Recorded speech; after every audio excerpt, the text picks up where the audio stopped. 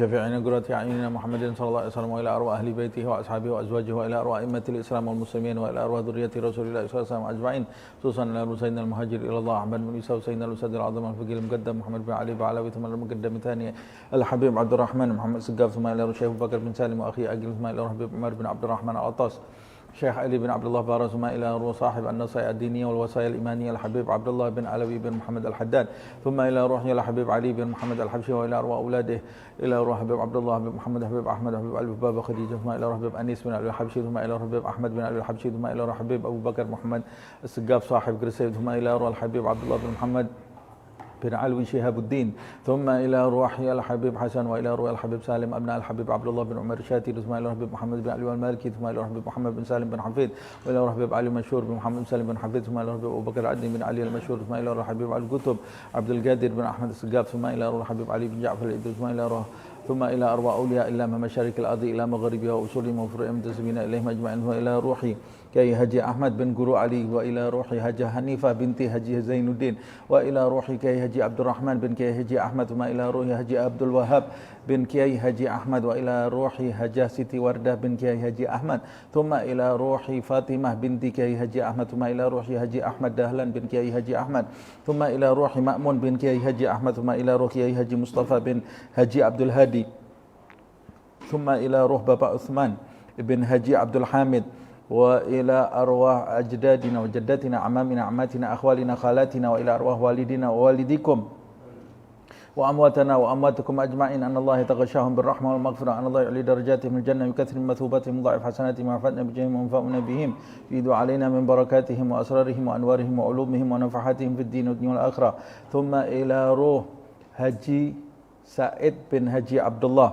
أن الله يغفر له ويرحمه، وأن الله يغفر له ويرحمه ويعلي درجته في الفردوس الأعلى مع النبيين والصديقين والشهداء والصالحين بلا حساب ولا عتاب ولا فتنة ولا عذاب، وأن الله يدخل في قبره روح وريحان والفسحة والأمان، يا حنان يا منان يا من إذا سئل أعطى وإذا استعين أعان، اللهم اجبر انكسارنا وارحم تضرعنا، واجعل آخر كلامنا عند انتهاء آجالنا قول لا إله إلا الله محمد رسول الله صلى الله عليه وسلم، أحينا عليها يا حي وعمتنا عليها يا مميت، وابعثنا عليها يا باعث يوم لا ينفع مال ولا بنون إلا من أتى الله بقلب سليم، أن الله يشفي وأن الله يرزقنا علما نافعا وقلبا خاشعا ورزقا واسعا وعملا متقبلا، أن الله يحفظنا يحفظ أولادنا يحفظ أصحابنا يحفظ بناتنا يحفظ جميع أمتي سيدنا محمد صلى الله عليه وسلم من جميع البلاء والوباء والمصيبة والذنوب والمعصية والهموم والغم ظاهرها وباطنها كبيرها وصغيرها، وأن الله يشفي مرضانا ويعافي مبتلانا، خصوصا فردوس يشفي فردوسية بنت إدريس بأجيل، ومحمد توفيق الرحمن بن عبد الله كستياwan، وإبو Mindayani Juwita binti Muh Ja'far, wa Sahlan bin Haji Muhammad Saleh bin Haji Muhammad Saleh. Dan siapa yang sakit di antara keluarga kita, di antara kita atau di antara keluarga kita atau siapa yang kita kenal, semoga Allah Subhanahu wa taala segera memberi kesembuhan yang sempurna segera. Ya Syafi ya Syafi ya Syafi la shifa illa shifa'uk shifa'an la yughadiru saqaman wala alama, ya Kafi ya Wafi ya Hamid ya Majid, irfa' anhum kulla ta'abin syadid waqfihim minal haddi wal hadid wal maradi syadid wal jayshil adid, waj'alhum nuran min nurik wa izzan min izzik wa nasran min nasrik wa baha'an min baha'ik wa ata'an min ata'ik wa hirasatan min hirasatik wa ta'idan min ta'idika ya dal jalali wal ikram wal mawahibil idham, as'aluka an takfiyahum min syarri kulli dhi syarrin innaka antallahu khalibul akbar, thumma anna Allah yaftah alaina futuhal arifin futuhal mutlaq futuhal mubin, ويطول أعمارنا في صحة وعافية ويختم لنا بالحسنى وهو راض عنا مع اللطف والعافية، وإلى حضرة النبي محمد صلى الله عليه وسلم بسر الفاتحة.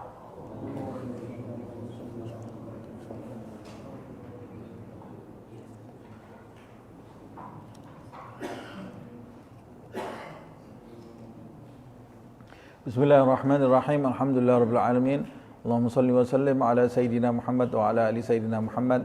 نوينا التعلم والتعليم والتذكر والتذكير والنفع والانتفاع والإفادة والاستفادة wal hath 'ala at-tamassuk bi kitabillah wa sunnati rasulih wa du'a ila al-huda wa dalala 'ala al-khair ibtigha'a wajhillah wa mardatih wa qurbih wa thawabihi subhanahu wa ta'ala. Kita lanjutkan kajian kitab An-Nasaih Ad-Diniyah karya Al-Imam Abdullah ibn Alawi ibn Muhammad Al-Haddad.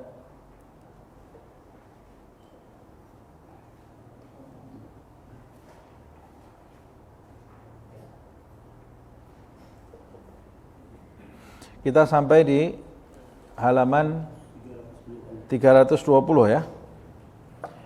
320 paragraf judul baru itu ya. Aksam muharramat.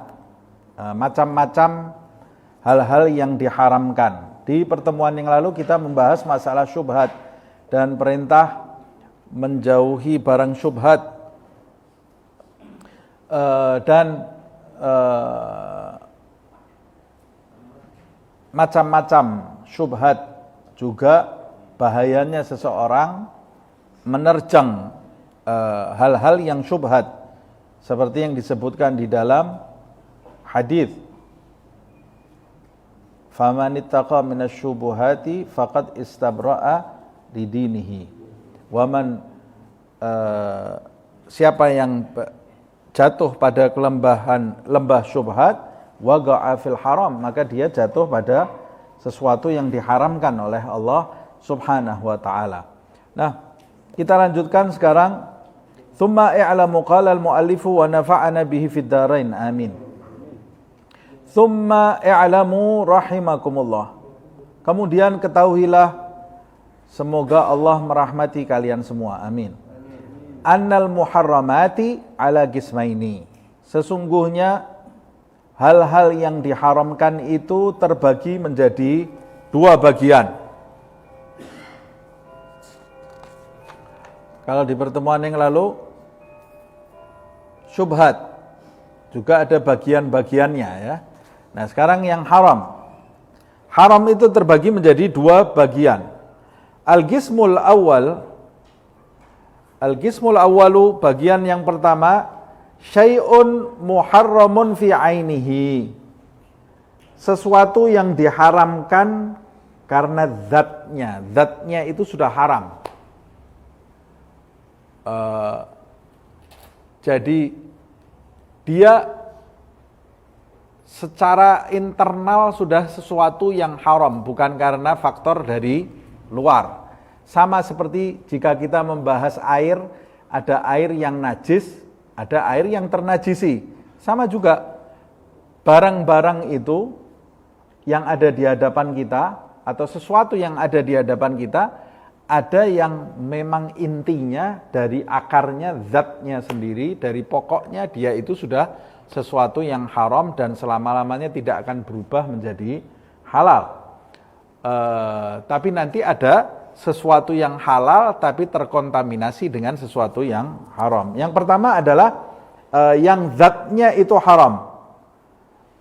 Apa permisalannya atau apa contoh-contohnya? Wadzalika kal maitati waddami wal khamri wa ma yahillu akluhu min at-tayr wa ma la yahillu akluhu min at-tayr was-sibai wal hayawanati wal hasyarati. Di antara barang-barang yang diharamkan itu contohnya adalah bangkai, al-maitah. Bangkai itu segala binatang yang mati tidak dengan cara disembelih. Itu namanya bangkai. Nah, bangkai itu hukumnya haram disentuh. Nah, bangkai itu haram dari zatnya. Haram dari zatnya. Dia jadi binatang yang menjadi bangkai, maka dia selama-lamanya tidak akan pernah menjadi suci. Tidak akan pernah menjadi halal. Dia haram selama-lamanya, tidak akan pernah menjadi halal. Waddam, begitu juga darah diharamkan. Wal khamri, khamr, arak, baik khamr yang sifatnya cair atau khamr yang sifatnya padat. Khamr itu arak itu ada yang dari perasan kurma, ada yang dari perasan anggur, ada yang dari perasan apapun yang jika disimpan dalam jangka waktu tertentu dia akan berubah menjadi memabukkan. Nah, apa sih makna khamr itu? Makna khamr itu adalah minuman yang atau sesuatu yang jika dikonsumsi dengan dalam kadar yang normal dan dikonsumsi oleh orang yang normal, maka itu akan memabukkan. Dikonsumsi dengan kadar yang normal, artinya kadar yang normal, dan orang yang meminum itu orang yang normal, bukan orang yang sudah terbiasa minum khamr. Ada orang yang sudah terbiasa minum khamr, dia minum 1 cangkir tidak mabuk dia baru mabuk bisa minum baru bisa mabuk setelah minum 3 botol. Ini tidak normal. Ukuran orang normal, orang yang tidak pernah mabuk itu kalau minum 1 cangkir dia bisa mabuk apa enggak? Kalau minum 1 cangkir dia mabuk, itu namanya khamr. Nah, jika diminum dalam ukuran normal memabukkan, maka hukumnya haram walaupun 1 tetes. Walaupun 1 tetes tidak memabukkan. Perasan dari apapun yang tampak seperti arak atau khamr, maka hukumnya haram walaupun yang sudah modern sekarang ini seperti wine atau apa, wallahu alam, apa nama-namanya saya tidak tahu itu ya. Bahkan perintahnya di dalam Al-Quran bukan cuma dilarang untuk minum, tapi perintahnya diperintahkan kita untuk menjauhi. Fajtanibu innamal khamru wal maisiru wal ansabu wal azlamu ridsun min amali syaitan fajtanibuhu. Sesungguhnya khamr, innamal khamru wal maisir, judi, wal ansab, makanan yang disodorkan, dihidangkan untuk berhala, wal azlam, al azlam itu mengundi nasib, ridsun, sesuatu yang berdosa, yang keji, min amali syaitan, termasuk perbuatan setan. Allah melarangnya dengan kata perintah fajtanibuhu, jauhi, bukan sekedar jangan kau minum, bukan la tashrabu, tapi fajtanibu, jangan kau dekati, artinya jauhilah semua hal tersebut. Kalau menjauhi berarti minum jelas tidak boleh. Memeras anggur atau memeras kurma dengan tujuan membuat arak juga berdosa.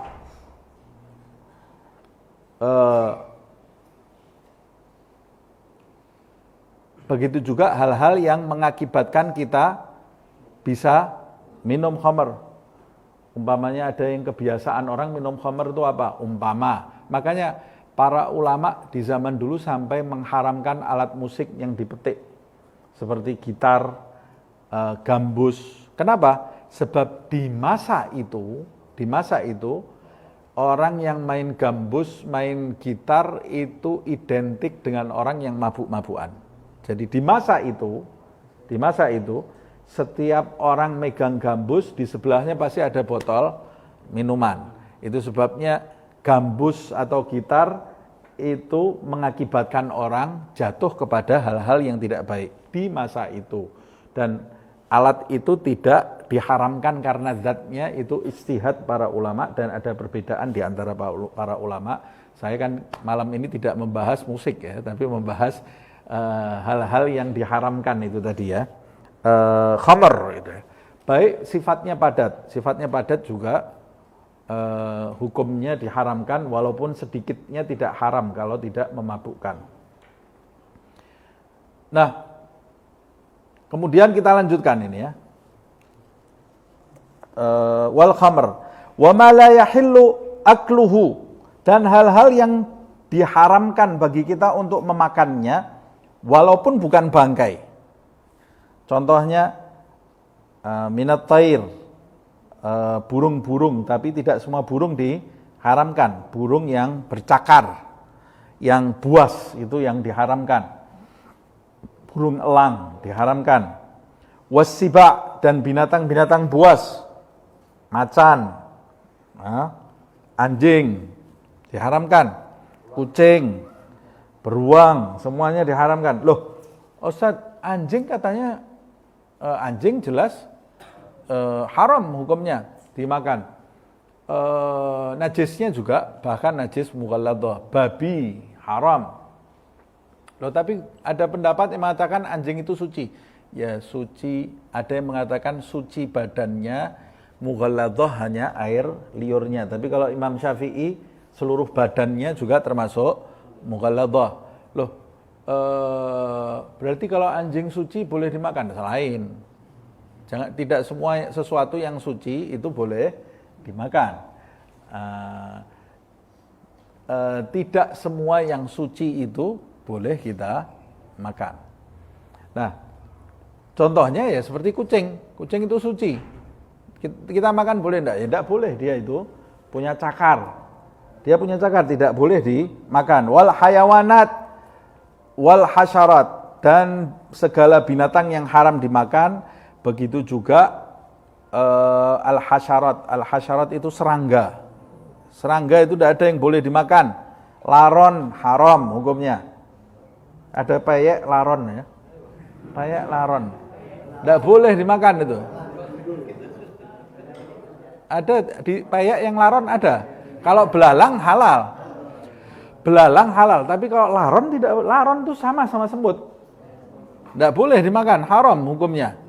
Loh, saya tahu haram dari mana? Ya itu hasyarat ini, lihat ini, hasyarat.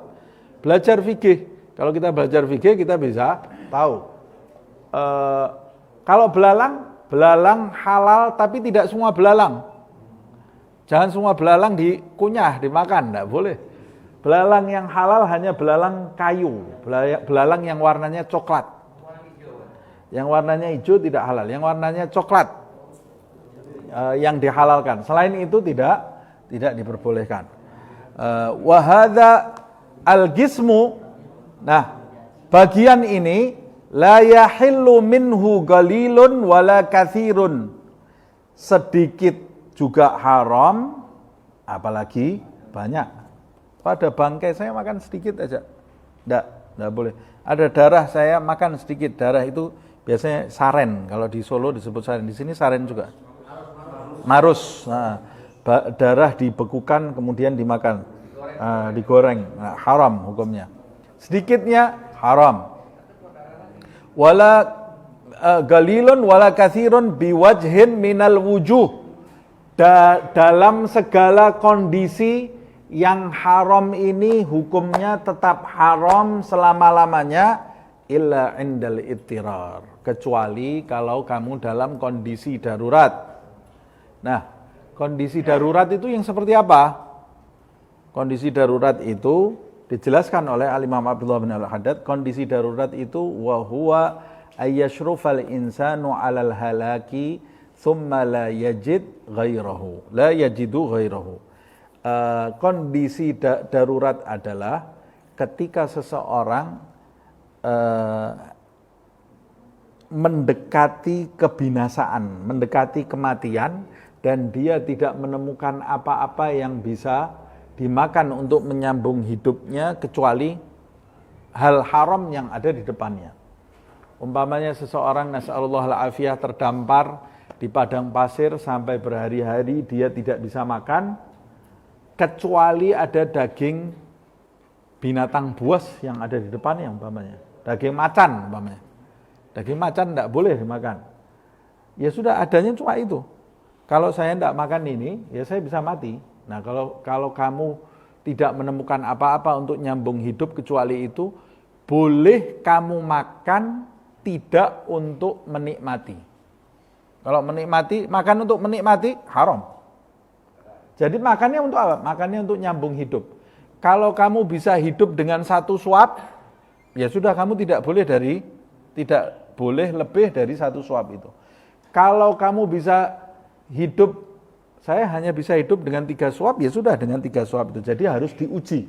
1 suap, oh masih tidak tahan, masih tidak punya kekuatan, tambah lagi sampai ada kekuatan, selesai. Berhenti, tidak boleh nyentuh sampai dia memerlukan lagi.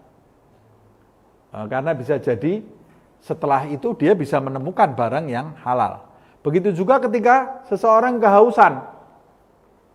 Di tengah padang pasir kehausan. Dia tidak menemukan apa-apa kecuali arak umpamanya. Hanya ada arak di depannya. Selain arak tidak ada. Kalau saya tidak minum, saya mati. Boleh tidak saya minum arak? Boleh dengan catatan. Kamu betul-betul kalau tidak minum bisa mati. Nomor 1. Yang kedua, kamu harus tahu persis arak itu bisa menghilangkan dahagamu. Kalau ternyata kamu tahu arak itu tidak bisa menghilangkan dahaga, tapi kamu tetap minum, haram. Buat apa perlunya kamu minum arak? Padahal arak itu tidak bisa menghilangkan dahaga. Kalau ternyata arak itu bisa menghilangkan dahaga, kamu boleh meminumnya, meneguknya sekedar untuk nyambung hidup, selebihnya tidak diperbolehkan. Nah, ada juga yang mengatakan arak itu di zaman dulu digunakan kondisi darurat juga ketika orang mau dioperasi. Zaman dulu belum ada bius kan, belum ada bius, jadi orang ditidurkan dengan arak itu, baru kemudian kalau diamputasi supaya dia tidak mengalami rasa sakit. Wallahu alam, ada yang menyebutkan seperti itu. Boleh enggak? Ya di zaman dulu darurat itu, zaman sekarang sudah ada obat bius. Jadi jangan jadi alasan karena mau minum arak, ini saya mau operasi, saya minum dulu, enggak bisa. Tapi itu pun di zaman dulu, sebagian ulama karena dia berhati-hati, sebagian ulama yang punya kedudukan tinggi di sisi Allah Subhanahu wa taala, disebutkan di dalam beberapa kitab, ada yang ikut perperangan kakinya luka, hancur kakinya sehingga membusuk. Kalau tidak segera diamputasi, luka itu, busuknya kaki itu bisa menjalar sampai ke atas dan bisa mematikan. Makanya ada beberapa tabib yang mengatakan ini harus diamputasi. Mau diamputasi, satu-satunya cara kamu harus mabuk supaya tidak sadar. Jadi bagaimana? Kamu harus minum arak ini. Oh, kata ulama ahlillah ini yang punya kedudukan di sisi Allah Subhanahu wa taala. Saya tidak mungkin mabuk. Saya tidak mau nanti saya kembali kepada Allah, ada umur saya yang saya lewati dalam keadaan tidak ingat kepada Allah Subhanahu wa taala. Saya tidak mau. Kalau saya mabuk ini, saya bakal hilang akal, saya tidak bisa berzikir, tidak bisa ingat kepada Allah Subhanahu wa taala. Nah, terus bagaimana caranya? Ini harus diamputasi. Begini, saya nanti mau melakukan sholat, nanti ketika saya sudah sampai di rakaat kedua dan di sujud yang kedua, saya akan panjangkan sujud saya. Kira-kira untuk memotong kaki saya ini perlu waktu berapa lama? Ya, untuk memotongnya kemudian kan harus dibakar. Kalau tidak dibakar itu nanti darahnya keluar. Di zaman dulu ini, kira-kira untuk motongnya kan ada tulangnya itu. Untuk motongnya kemudian bakarnya semuanya, kira-kira ini cerita saya sendiri, tambahan saya ya, di buku tidak ada. Biar lebih jelas gitu ya.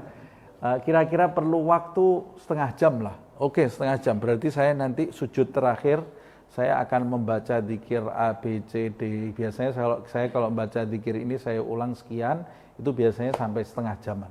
Ya, nanti sujud terakhir kerjakan. Ya kan? Sholat sunnah 2 rakaat. Allahu Akbar. Ini ulama arif billah, mengenal dengan Allah SWT. Begitu dia Allahu Akbar, lenyap segala yang ada di sekitarnya ini. Dia hanya bersama Allah SWT. Bukan seperti sholat kita ada kecoa lari kita batal ya. Ini ulama yang punya kedudukan di sisi Allah SWT. Sholat notifikasi klung, wah ini uang masuk jangan-jangan ini. Atau utang saya ditagih ini, keringet.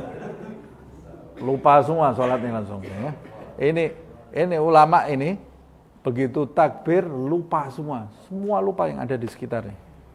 Sampai rakaat pertama, rakaat kedua sujud, begitu sujud yang kedua dikerjakan kakinya, potong. Loh, ada yang tanya sama saya, darahnya keluar semua apa enggak najis itu? Enggak ada urusan najis, ini lupa ini orang. Ini orang begitu masuk sholat, tidak ingat najis, tidak ingat darah, tidak ingat apa-apa. Dia selalu berada di dalam sholatnya. Dipotong kakinya. Ini bukan cerita kancil nyolong timun ya. Ini ada di kitab para ulama ini. Diceritakan. Seorang tabi'in, saya lupa namanya. Dipotong kakinya, dikerjakan, dibakar, sampai dia salam, Assalamualaikum warahmatullahi. Assalamualaikum warahmatullahi. Terus tanya, sudah selesai? Subhanallah, jadi dia tidak tahu nih. Kan orang kalau habis diamputasi kakinya, itu kan dia masih berasa kakinya itu seperti ada sebelum dia lihat gitu ya. Karena yang ada di otaknya dia itu punya kaki. Jadi setelah dia salam, dia tanya, sudah dikerjakan kakinya? Subhanallah, sudah selesai, kata dia. Tidak berasa apa-apa dia. Tidak berasa. Ini zaman tabi'in. Tidak usah jauh-jauh, ini cerita teman saya sendiri. Bukan ada di kitab, bukan katanya, ini teman saya sendiri ini ya. Allah yarhamuh rahmatal abrar, dia sudah meninggal. Mungkin kita semua kenal Habib Mundir Al-Musawa. Mundir bin Fuad Al-Musawa. Dulu pernah di masa-masa awal itu, sebelum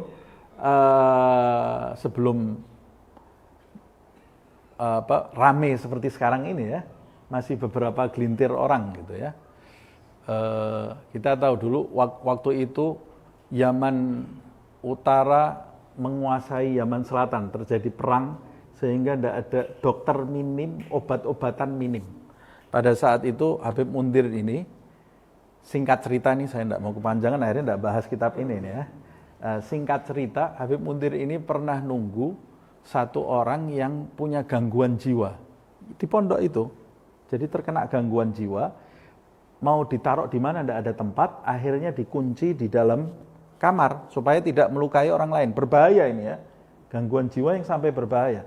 Ditunggu tengah malam, tiba-tiba orang ini bisa lolos dari kamar itu, keluar lari, dipegang Habib Mundir itu, digigit telinganya sama orang gila ini ya. Digigit telinganya sampai lepas telinganya ini. Telinganya sampai lepas. Itu kalau kita dulu bersahabat sama dia, kita tahu ada bekasnya itu ya.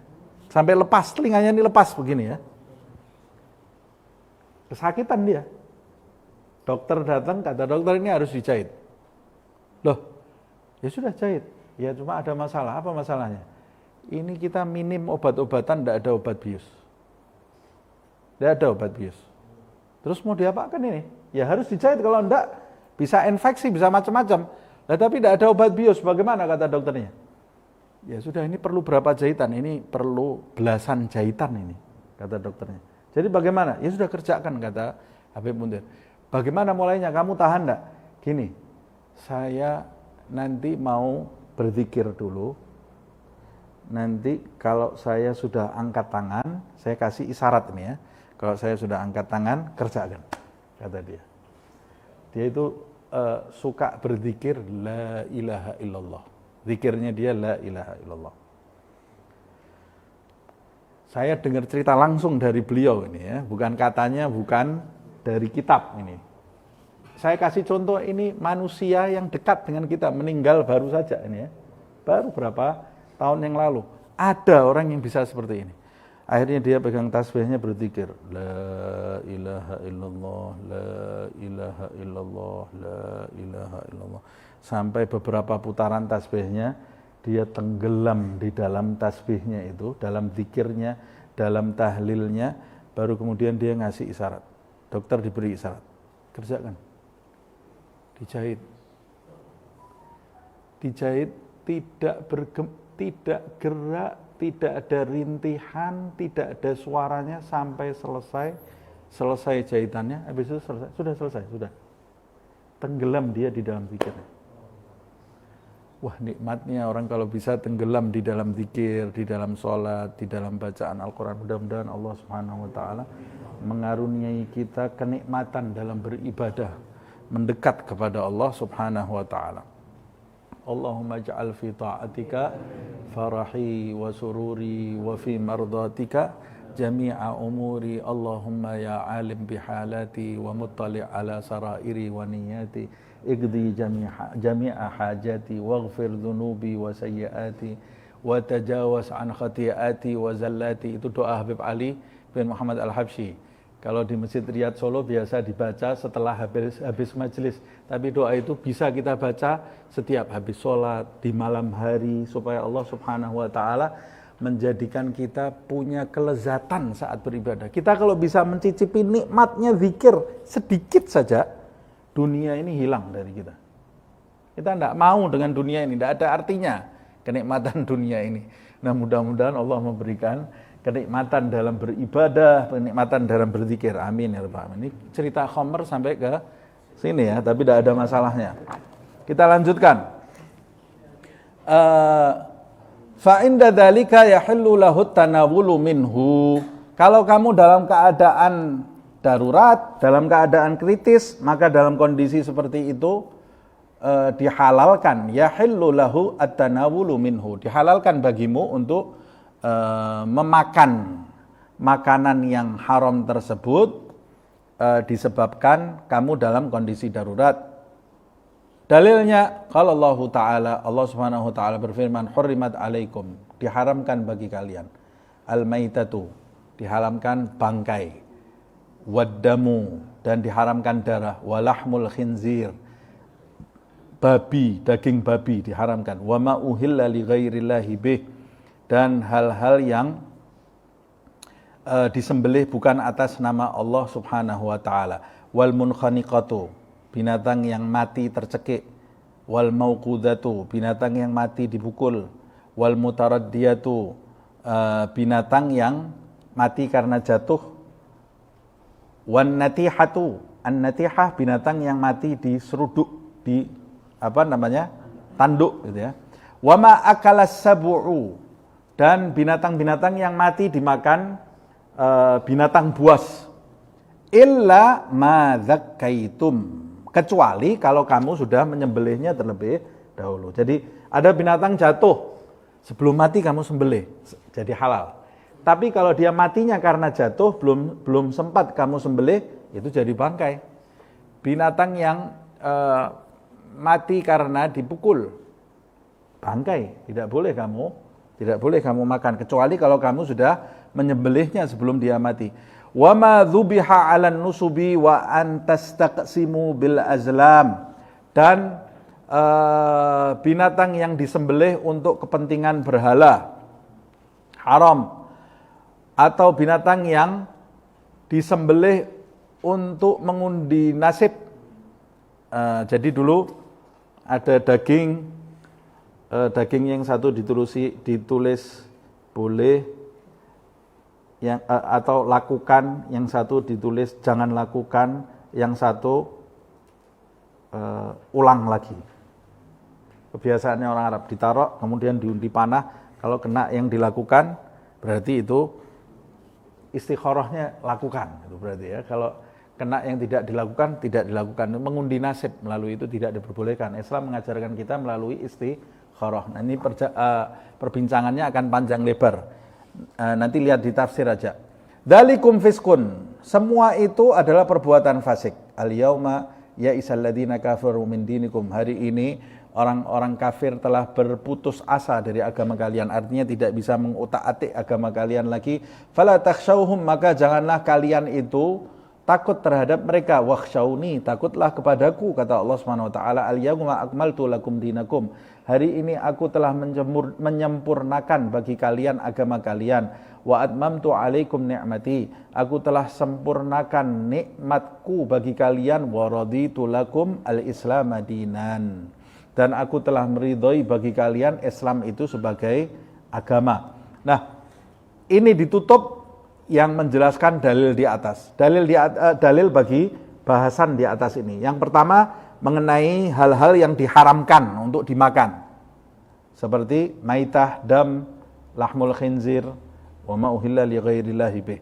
Nah, kemudian dalil berikutnya, famanitturra fi makhmasatin ghaira mutajanifin li ithmin, siapa yang dalam kondisi darurat kelaparan, bukan karena ingin melakukan perbuatan dosa, fa innallaha ghafurur rahim. Artinya orang yang berada dalam kondisi darurat bukan karena menginginkan melakukan perbuatan dosa, maka dia boleh mengkonsumsi makanan-makanan yang di atas yang diharamkan itu. Tapi dalam kondisi darurat hanya untuk nyambung hidup dan diampuni oleh Allah Subhanahu wa taala. Umpamanya ada daging kita tahu ini disembahkan untuk berhala, tidak boleh kita makan. Daging loh ya, tidak boleh. Kambing disembelih atas nama berhala, tidak boleh kita makan. Kemudian dalam kondisi darurat kalau tidak makan ini mati, ya boleh. Dimakan menjadi boleh untuk nyambung hidup. Dalam ayat yang lain, qala Allah Ta'ala, innama harrama alaikum, sesungguhnya diharamkan bagi kalian al-maitata, mayit atau bangkai, waddama. Semua bangkai itu diharamkan kecuali bangkai ikan dan bangkai belalang. Bangkai ikan tidak diharamkan. Ya, karena ikan itu matinya pasti jadi bangkai. Tidak ada ikan bisa disembelih. Bisa tidak ikan disembelih? Tidak bisa ikan disembelih. Dia harus dipukul sampai mati. Jadi bangkai ikan itu halal. Kalau kita temukan dalam keadaan mati ya sudah dimakan, halal. Begitu juga bangkai belalang, halal. Wal maitata, dan bangkai hukumnya haram. Waddama walahmal khinzir, sama seperti di atas, wa ma uhilla bihi li ghairillah. Dan darah juga daging babi serta segala hal yang disembelih bukan karena Allah Subhanahu wa taala. Famanitturra ghaira baghin, nanti di dalam ayat yang lain dijelaskan kalau sembelihan ahlul kitab dihalalkan. Sembelihan ahlul kitab, walaupun ada perincian siapa yang dimaksud dengan ahlul kitab itu dan ada perbedaan di antara ulama. Tapi sembelihan selain ahli kitab diharamkan kita memakannya. Famanitturra ghaira baghin, siapa yang dalam kondisi darurat, ghaira baghin wala adin, bukan karena ingin membangkang atau melampaui batas, fala itsma alaih, maka tidak berdosa bagi dirinya untuk memakan hal-hal yang diharamkan di atas karena dalam kondisi darurat, bukan karena ingin membangkang perintah Allah Subhanahu wa taala, innallaha ghafurur rahim. Sesungguhnya Allah Subhanahu wa taala adalah zat yang maha pengampun lagi maha penyayang. Jadi ini bagian pertama yang diharamkan. Hal-hal yang diharamkan. Kita menginjak kepada bagian yang kedua. Wal gismus tsani, dan bagian yang kedua minal muharramat, dari hal-hal yang diharamkan.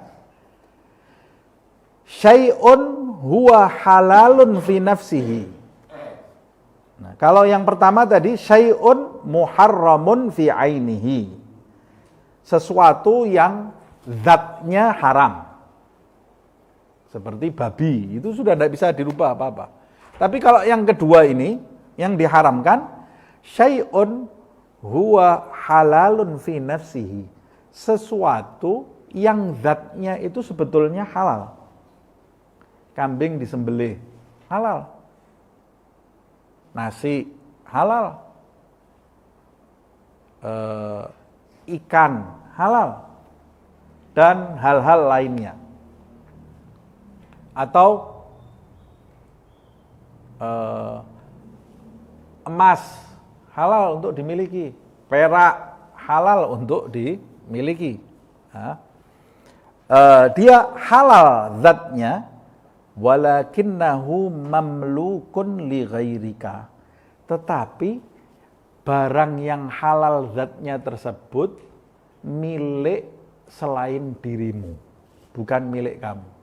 Lah miliknya orang lain, kambing halal, ini kambing disembelih. Saya lihat tadi pagi kambingnya disembelih, saya makan kambing ini. Loh, ini punya siapa kambingnya? Punya tetangga sebelah. Haram.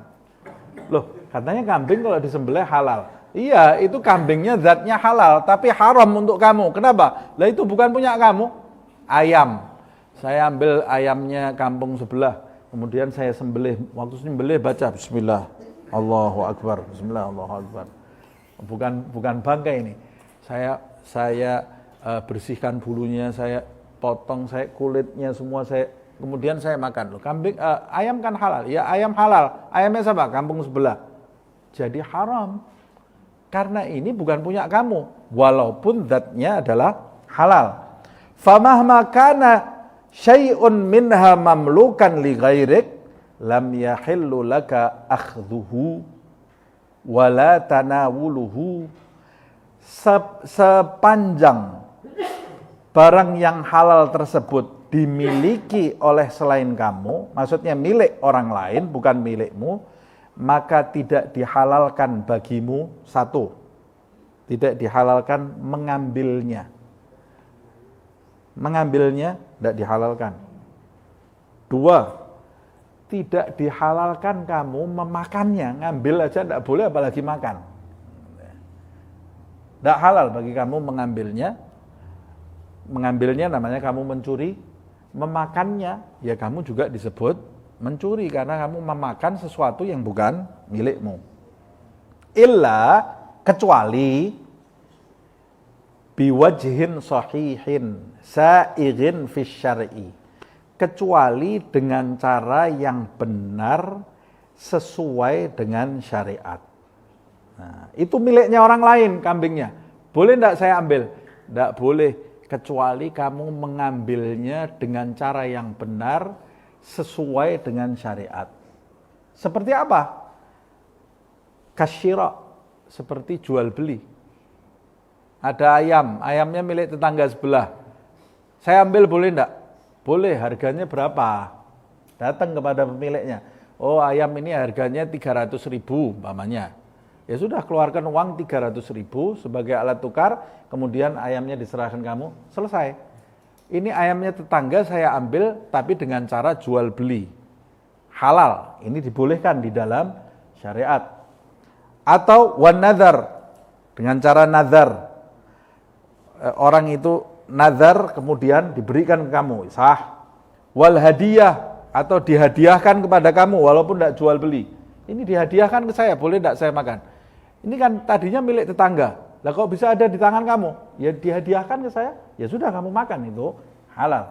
Wal hibah, kalau hibah pemberian, haknya diserahkan ke kamu. Sama seperti, mirip seperti hadiah. Was sadaqah, atau harta dari sedekah. Ada orang menyedekahkan ke kamu. Ya jadi halal. Walaupun bentuknya tidak seperti hadiah. Kalau sedekah itu tidak seperti hadiah, tapi ya mirip-mirip dengan hadiah. Haknya itu diberikan ke kamu, maka hukumnya jadi halal. Wal irth, atau diwariskan ke kamu.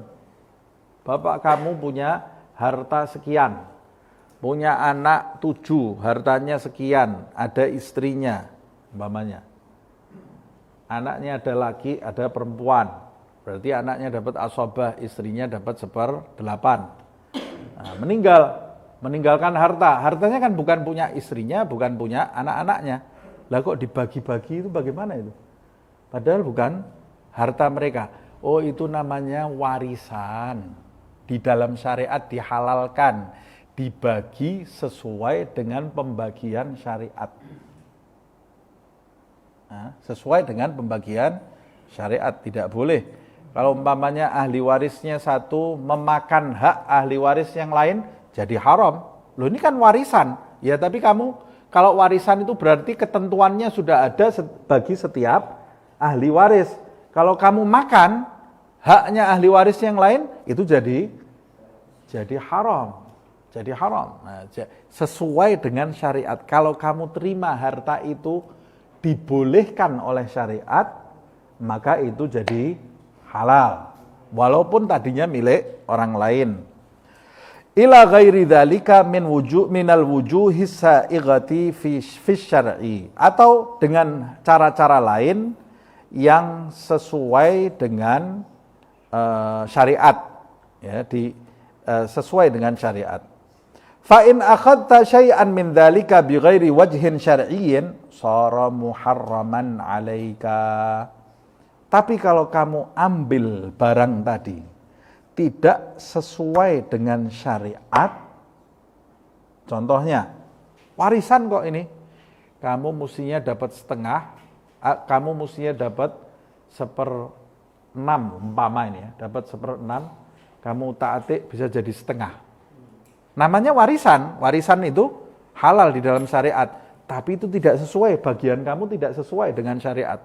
Walaupun kamu termasuk orang yang berhak mendapatkan warisan itu, tapi kamu mendapatkannya lebih dari jatah kamu, maka itu sudah tidak sesuai lagi dengan syar'i. Tidak sesuai dengan syar'i. Begitu juga jual beli. Harusnya harganya 1 juta, kamu akal-akali jadi 800.000, kamu tipu. Kamu tipu. Atau kamu bayar 1 juta tapi uangnya palsu. Nah, ini tidak tahu ke orangnya. Toh dia juga bisa menggunakan ini untuk jual beli lagi. Haram, uangnya palsu, alat tukar kamu tidak sah. Atau kalau dulu jual belinya pakai emas, umpamanya kambing 1 harganya emasnya kadarnya sekian, kadar emasnya kamu kurangi. Nah, itu jadi haram. Atau kebalikannya, hartanya orang lain kamu ambil dengan cara yang tidak benar. Caranya bagaimana? Kamu jualan kain. Jualan kain. Karena kamu mau cari uang, kamu jual kain. Kainnya 10 meter. Harganya berapa 10 meter? 10 meter 400.000 umpamanya. Kainnya 10 meter 400.000. Oke. Ya, mana 400.000? Uangnya 400.000 kita terima. Kainnya yang kita bilang 10 meter itu ternyata 9 meter. Kamu nipu 1 meter. Nipu 1 meter itu jadi menjadikan seluruh uang yang kamu bawa ini jadi haram. Nila setitik rusak susu sebelah. Gara-gara 1 meter barang kamu ini jadi haram semuanya. Allah menjelaskan wailul lil mutaffifin alladzina idza iktalu 'alan nasi yastawfun wa idza kaluhum aw wazanuhum yukhsirun. Celaka orang-orang yang mengurangi takaran, mengurangi timbangan. Siapa mereka ya Allah? Mereka itu adalah orang-orang yang kalau jualan, kalau dia yang jualan ini nimbang untuk pembelinya datang sama dia dikurang-kurangi. Giliran dia yang jualan itu dikurang-kurangi terus sama dia. Tapi giliran dia beli, diteken itu yang jualan itu sampai rugi. Itu ciri-ciri mutaffifin itu ya. Nah, orang zaman sekarang banyak seperti itu. Nasallallahu al-afiyah. Naudzubillah min dzalik. Tidak ada berkahnya, hartanya, dan celaka dia karena dia memasukkan barang haram ke dalam perutnya, ke dalam perut anak istrinya. Naudzubillah min dzalik. Nah, satu ketika Rasulullah SAW datang ke pasar, ada orang jualan gandum. Rasulullah nengok kanan, nengok kiri, tidak tahu ada orang jualan gandum. Rasulullah datang ke kiosnya orang yang jual gandum itu. Seneng ini didatangi Nabi Muhammad SAW. Tapi Nabi tidak beli. Nabi ini langsung tarik bajunya, tangannya dicelupkan ke dalam. Jadi gandumnya itu di tempat gitu, tangan Nabi itu dicelupkan sampai ke dasarnya, ternyata dasarnya dikasih air. Supaya takaran gandumnya ini lebih berat. Ya. Dikasih air bawahnya supaya gandumnya lebih berat. Kata Rasulullah SAW, man ghasyana falaysa minna, kata Rasulullah. Siapa yang menipu kami bukan dari golongan kami. Jangan ngaku-ngaku umatku kalau kamu menipu, kata Rasulullah. Man ghasyana falaysa minna. Dan Nabi menisbatkan orang yang menipu umatnya sama seperti menipu dirinya. Man ghasyana falaysa minna. Karena Nabi itu sayang kepada umatnya. Kalau ada yang nipu umatku berarti dia nipu aku, kata Rasulullah SAW. Jangan sampai kita jadi penipu, na'udzubillah. Nah, sama juga seperti sekarang. Sapi sebelum dijual dimasuki air dulu, sapi gelonggong ya. Sebelum dijual dimasuki air, jadi sapinya jadi gemuk, dagingnya jadi gemuk. Begitu kita bawa sampai di penggorengan, dagingnya jadi segini nih. Jadi yang gemuk tadi, yang besar itu air semua nih. Dosa ini nipu juga ini. Sama seperti orang yang masukkan air di gandum ini. Ini orang yang buat sapi gelonggong itu. Pertama dia dosa, kedua nanti dia di akhirat digelonggong sama malaikat. Sampai pecah perutnya. Dibales sama sapinya dihidupkan, gelonggongan ini orang ini ya. Digelonggong sampai perutnya pecah nanti. Naudzubillah min dzalik. Dosa itu pertama menyakiti makhluknya Allah Subhanahu wa taala, kedua dia jualnya menipu dalam takaran. Naudzubillah min dzalik. Nah, hati-hati. Menjadi haram ila ghairi dzalika minal wuju' as-saghah fi syar'. Fa in akhadta syai'an min dzalika bi ghairi wajhin syar'in sara muharraman 'alaik. Maka akan menjadi haram kalau kamu ambil barang tersebut tidak dengan cara syar'i. Wasirta bi aklihi au syurbihi au lubsihi akilan wa syariban wala bisan lil haram.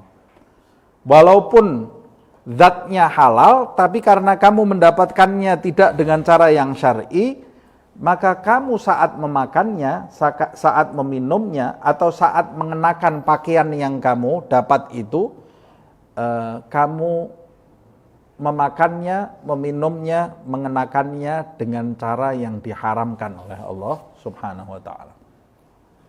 Nah, perhatikan. Wal wujuh al muharramah katsiratun. Dan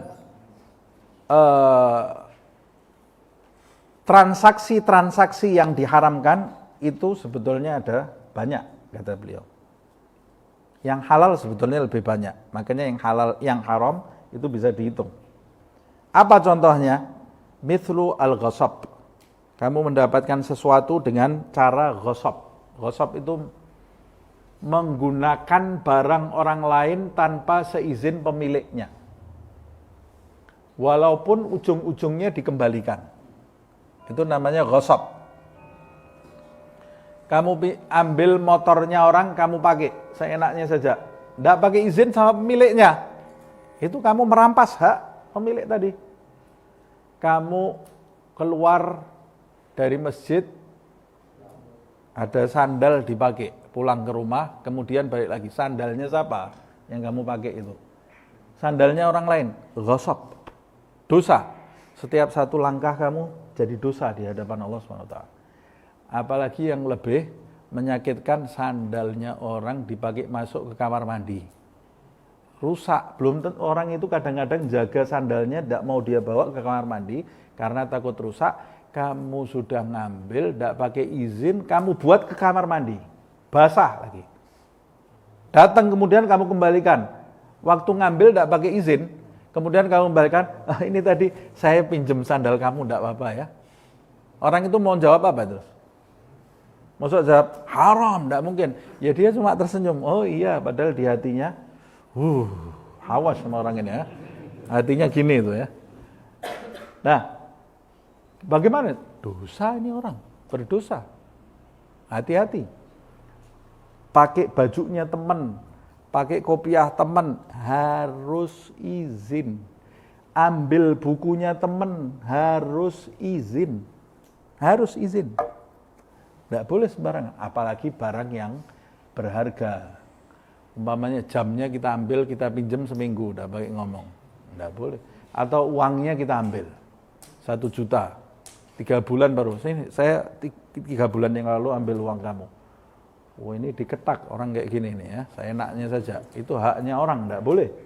Haram, dosa dia. Nah, dari hati-hatinya sebagian ulama itu kalau pinjem pulpen itu ada tintanya. Orang syaratnya meminjam itu apa? Pertama izin, kedua menjaga yang dipinjam dalam tenggang waktu yang dijanjikan. Kemudian menjaga yang dipinjam itu dikembalikan, tidak boleh kurang dari kondisi ketika dia meminjam. Sandal kita pinjam, balik sudah putus 1, ganti. Harus diganti. Atau minta ikhlasnya. Makanya sebagian ulama pulpen itu tidak bisa dipinjam. Pulpen kok dipinjam? Kalau kamu pinjam pulpen itu, kamu buat nulis, tintanya berkurang nggak? Berkurang. Berarti minta tinta pulpen kamu. Ya seharusnya tidak harus seperti ini ya. Kalau zaman sekarang kita mau pinjam, minta pulpen tinta kamu. Ini orang gila nih, minta. Tapi ini kita lihat nih, ulama ini dari hati-hatinya sampai seperti itu. Pinjam motor, bisa enggak? Lah bensinnya gimana bensinnya itu? Kamu pakai bensinnya seenaknya saja, mau pinjam motor. Minta bensinnya motor kamu, saya mau pulang sebentar. Harusnya yang betul seperti itu. Tapi kan orang yang dipinjemi juga tahu. Kalau saya minjem motor, itu pasti resikonya motor saya yang dipinjem itu bensinnya pasti kurang. Nah kalau yang dipinjemi tahu dan mengikhlaskan ya itu sudah cukup. Kecuali yang dipinjemi itu tidak tahu. Orang yang baru datang dari gunung beli motor umpamanya tidak tahu dia. Kalau motor dipinjem itu bensinnya akan kurang. Pasti dia nyesel kan dia. Kalau tahu tidak saya pinjemi bensinnya kurang gitu ya. Tapi kan tidak ada orang seperti itu. Kalau orang zaman sekarang kan tahu kalau mobilnya saya pinjam ya pasti tahu. Olinya pasti kepake, bensinnya juga kepake ya sah-sah saja lah. Nah, minjem handphone. Nah, ini minjem handphone juga seperti itu. Minjem handphone pulsa. Pulsanya berkurang, tidak ada minta pulsa kamu. Minta pulsa bukan minjem handphone.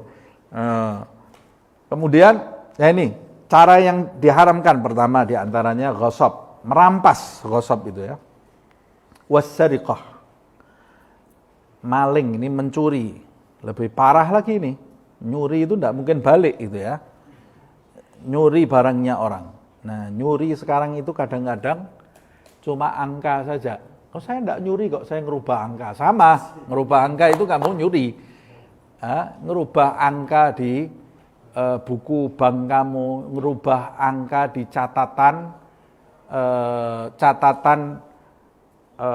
pencatatan keuangan, kamu rubah angkanya, itu nyuri. Ngerubah angka disuruh sama bosnya beli bensin, umpamanya dikasih uangnya 400.000, dia ngomong sama tukang bensin yang beli bensin itu, ini isinya 300.000 aja ya.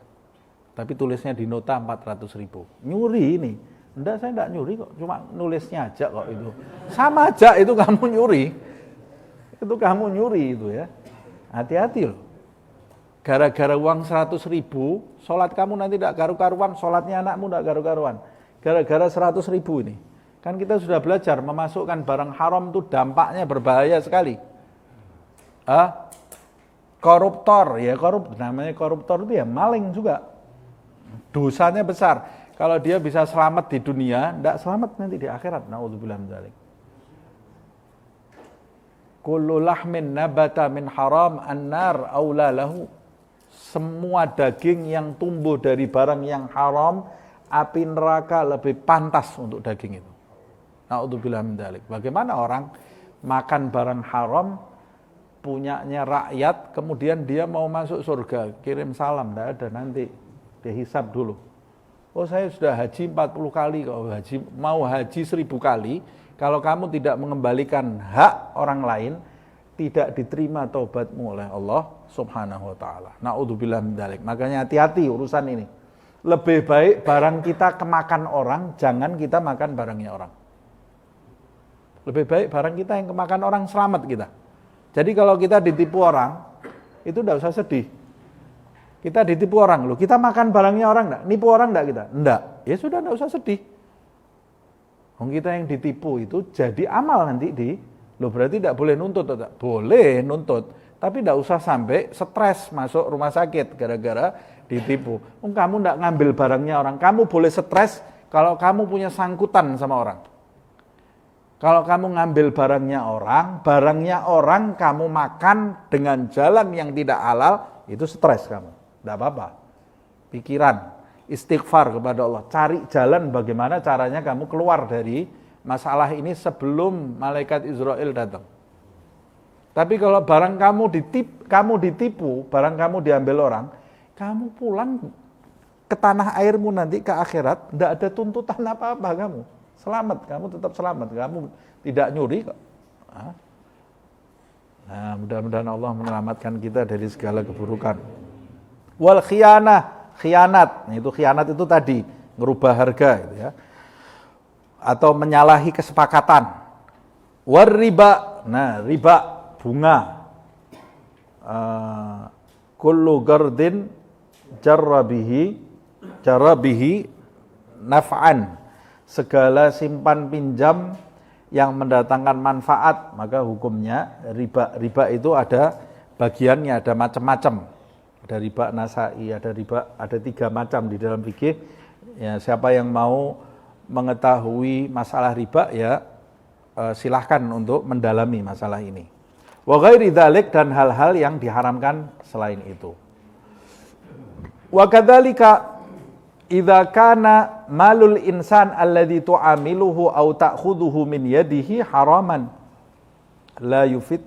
lam yufidkal akhdhu min malihi. Begitu pula jika harta yang idza kana malul insan alladhi tu'amiluhu aw ta'khudhuhu. Begitu pula jika harta orang yang kau ambil dari orang tersebut atau kau bermuamalah dengan orang tersebut, harta yang ada di tangannya itu adalah harta yang haram. Walaupun kamu mendapatkannya dengan cara yang syar'i, tapi kalau hartanya itu harta haram, kamu tidak boleh memakan juga. Umpamanya, yang dijual apa? Yang dijual bangkai. Jual belinya sah kok. Jual belinya sah secara syar'i. Tapi yang dijual apa? Yang dijual bangkai. Yang dijual bangkai ya tetap haram. Tidak bisa transaksi yang halal bisa merubah barang itu jadi halal. Sama seperti halnya tidak bisa barang yang halal bisa merubah transaksi yang batil jadi halal. Tidak bisa kan? Tadi kalau transaksinya batil walaupun barangnya halal, zatnya halal, transaksinya batil, ya tetap haram. Sama seperti itu. Kalau transaksinya sah, tapi barangnya batil, barang yang haram, ya juga haram, tidak bisa. Kalau kamu dapat hadiah dari orang, hadiahnya ini barang apa ini? Uangnya, uang hasil curian. Robin Hood orangnya ini ya, nyuri barangnya orang, terus curiannya diserahkan ke kamu. Haram, tidak boleh kamu terima. Kalau kamu tahu itu barang curian, tidak boleh kamu terima.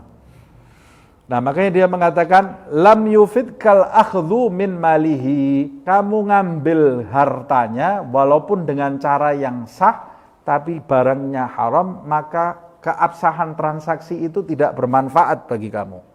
Tetap jadi haram.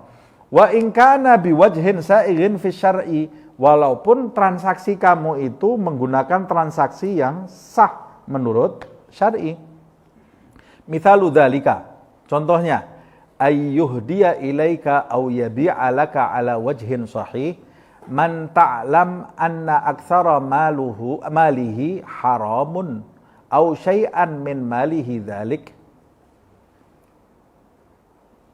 Nah, ini lihat ini salah satu contohnya, ketika seseorang menghadiahkan sesuatu kepadamu atau menjual sesuatu kepadamu, kamu beli sesuatu darinya atau kamu menerima hadiah dari orang yang kamu tahu sebagian besar hartanya adalah haram.